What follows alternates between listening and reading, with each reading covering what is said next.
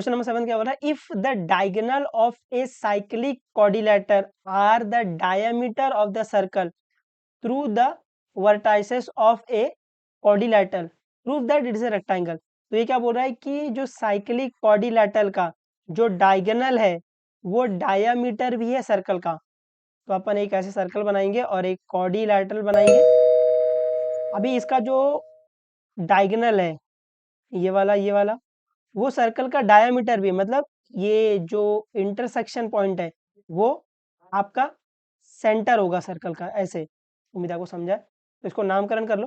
इसका नामकरण करेंगे तो ये ए बी सी और ये डी, ठीक है। ओ पहले से नाम लिख दिया। तो ये क्वेश्चन क्या है, ये साइक्लिक क्वाड्रिलेटरल है जिसमें जो ये डायगोनल है वो डायामीटर भी है।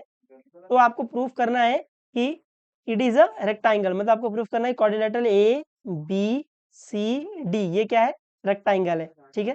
तो सोल्यूशन में गिवन लिखते हैं, क्या प्रूफ करना है वो लिखते हैं, फिर सोल्यूशन की तरफ अप्रोच करते हैं। सोल्यूशन में गिवन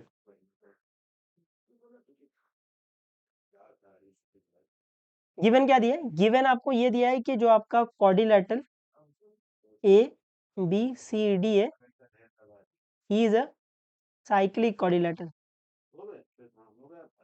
साइक्लिक क्वाड्रिलेटरल,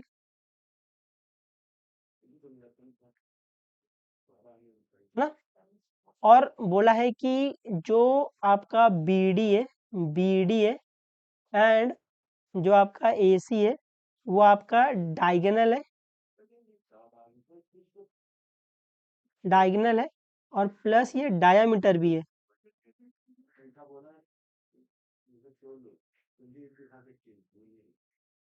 ये समझा, ये से लिख के ना ताकि आपको फील है, हालांकि आपको फिगर में भी देखकर दिख ही रहा होगा, बट लिख लेना ज्यादा अच्छा रहेगा। मैंने ऐसे लिखा, आप ऐसे लिख सकते हो, B D and A C are diagonal and the diameter, ठीक है। और फिर गिवन में और क्या दिख रहा है, ओ इज द सेंटर दिख रहा है, वो भी चाहिए तो भी लिख लेना, बट उसका जरूरत नहीं है, ठीक है। फिर प्रूफ क्या करना है, प्रूफ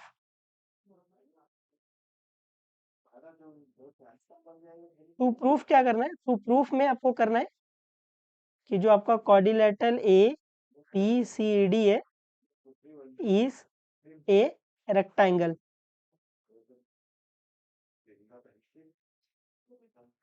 अब क्योंकि अपन वो क्वाड्रिलेटरल चैप्टर पढ़ पढ़ के आ रहे, तो अपने को पता है, अगर अपने को क्वाड्रिलेटरल एबीसीडी को रेक्टेंगल दिखाना है तो आपको दो चीज दिखानी पड़ती है। पहला, क्वाड्रिलेटरल एबीसीडी को पैरेललोग्राम दिखा दो।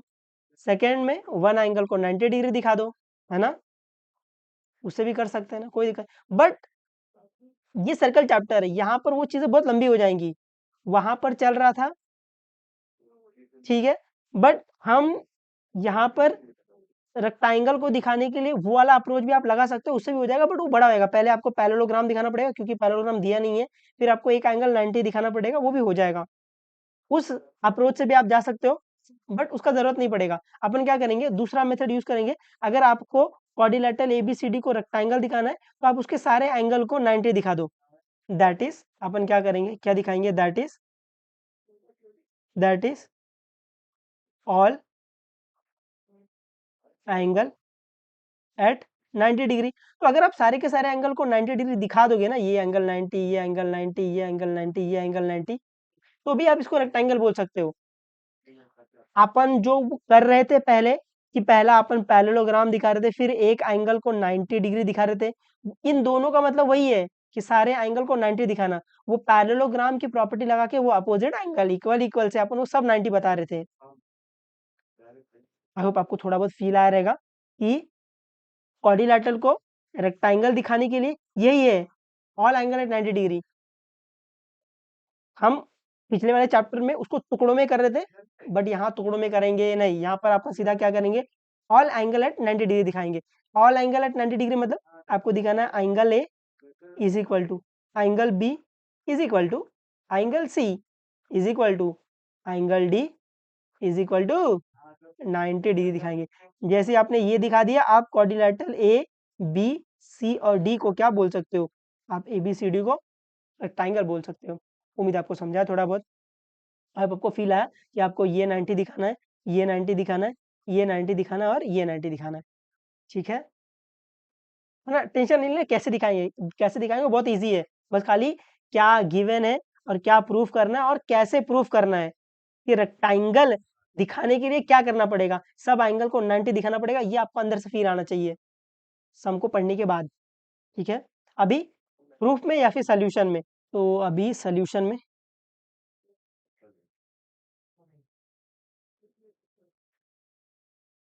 सोल्यूशन में अप्रोच देखना खाली। अब मेरे को दिखाना है कि पहले अपन देख लेते हैं ये वाला एंगल डी को 90 दिखाते हैं, है ना? मेरे को अगर एंगल डी को 90 दिखाना है तो आपको पता है ये डायामीटर है, और आपको शायद ये प्रॉपर्टी पता है कि सर्कल में अगर डायामीटर से कोई एंगल इंस्क्राइब्ड है, कोई एंगल सब्सटेंड है सर्कल पर, तो ये 90 होता है। तो ये 90 आ जाएगा ना। और इसी डायामीटर से ये वाला एंगल भी सब्सटेंडेड है या इंस्क्राइब्ड है सर्कल में, तो ये भी 90 हो जाएगा ना यार। तो एंगल डी और एंगल बी 90 मिल गया है। और अपने को पता है जो ये बी सी है ये भी डायामीटर है, और यहाँ से भी देखो ये एंगल क्या है, सब्सटेंडेड है, तो ये भी 90 हो जाएगा ना यार। और ये भी एंगल डायमीटर सब्सटेंडेड है, तो ये भी 90 हो जाएगा ना यार। तो पहले केस में अपन क्या करेंगे, पहले केस में अपन ये AC को डायमीटर लेंगे और बोलेंगे क्योंकि ये एंगल डायमीटर से इंस्क्राइब्ड हो रहा है, डायमीटर से सब्सटेंड हो रहा है, तो ये 90 होगा। और इसी डायमीटर से ये वाला एंगल भी सब्सटेंड हो रहा है सर्कल पर, तो ये भी 90 हो जाएगा ना यार। उम्मीद आपको लॉजिक समझा है। तो सोल्यूशन में पहला एस जो आपका AC है, AC is a diameter, AC is the diameter. अगर AC आपका डायमीटर है तो मैं क्या बोल सकता हूँ कि जो आपका एंगल CDA है वो इज इक्वल टू 90 आ जाएगा। और यहाँ से अपन वो भी बोल सकते हैं जो एंगल CBA है वो भी 90 आ जाएगा। रीजन दोनों का साथ में लिख देंगे, angle subtended from the diameter is 90, ऐसे लिख सकते हैं अपन angle subtended from diameter angle subtended from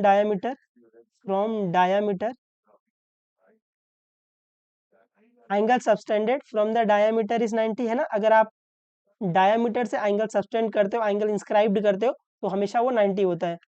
तो ये बना भी लेंगे ना यार। अपने को मिल गया ये वाला एंगल 90 और ये वाला एंगल 90 मिल गया। सेकंड में मेरे को दिखा कि जो आपका ये BD है ये भी तो डायमीटर ही है, यहाँ से भी जो एंगल इंस्क्राइब्ड है, जो एंगल सबटेंडेड है वो 90 होगा, तो ये 90 हो जाएगा और ये भी 90 हो जाएगा ना यार। अब आपको फील आ रहा है थोड़ा बहुत। सेकंड में एस जो आपका BD है इज ए डायमीटर, ये समझा? अगर ये डायमीटर है तो अपन वापस वही चीजें बोल सकते हैं कि डायमीटर से अगर कोई एंगल सबटेंडेड है सर्कल पर तो वो 90 होता है। यहाँ से भी ये 90 हो जाएगा। तो यहाँ से अपन बोल सकते हैं जो आपका एंगल DAB है वो इज इक्वल टू 90 आ जाएगा। और जो आपका एंगल DCB है ये भी 90 आ जाएगा। रीजन सेम ये आएगा, एंगल सबटेंडेड एंगल सबटेंडेड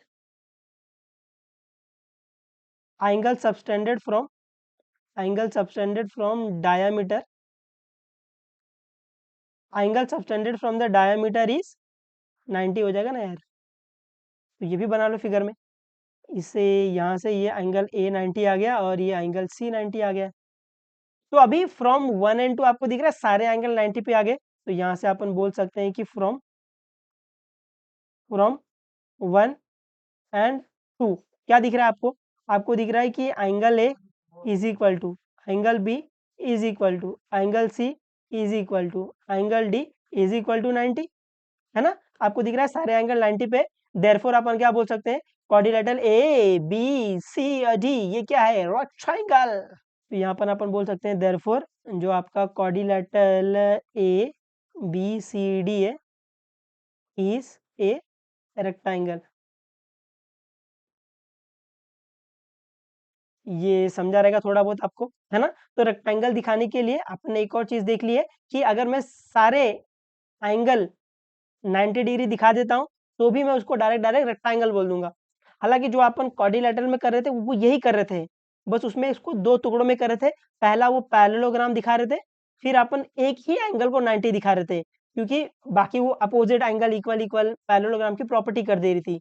यहाँ पर अपन ने क्या किया, सिंपल जो रेक्टेंगल दिखाने का जो एक्चुअल तरीका है कि सारे एंगल को 90 डिग्री दिखा दो, वो अपन ने फॉलो किया है। तो आपको याद ये रखना है कि अगर आप सारे एंगल को 90 डिग्री दिखा देते हो, तो भी आप उसको रेक्टेंगल बोल सकते हो।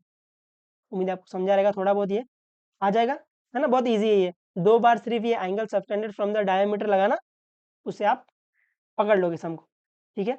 तो पढ़ते रहो, जो भी डाउट रहेगा बेझिझक पूछ लेना, बता देंगे, कोई दिक्कत नहीं। चलो बाय बाय, टेक केयर और मचाते रहना एकदम। Bye bye.